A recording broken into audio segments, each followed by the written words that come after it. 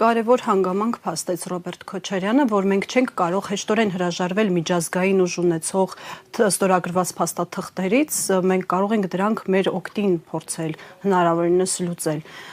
Կուզենայի անդրադառնայինք նաև Իրանի հետ կապված փոխհարաբերություններին, որովհետև փաստացի պարոն Քոչարյանը շեշտեց, որ այս միջանցքը մեզ տանելու է ի վերջո Իրանի հետ թշնամացման, այո, եթե դա կյանքի կոչվի հենց այն ձևով, ոնց որ Նիկոլ Փաշինյանն է ասում։ Իրանը առնվազն այո, իհարկե մտահոգություններ հիմա ունի եւ ունենալու այդ մտահոգությունները խորանալու են, որովհետեւ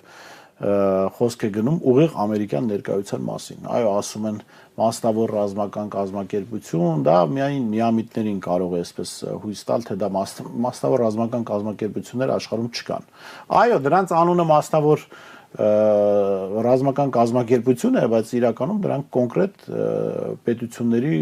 ներքո են գործում, որտեղ գրանցված են, որտեղ իրենք իրավունք են տվել, իրավունք են ստացել նման գործունեություն ծավալել։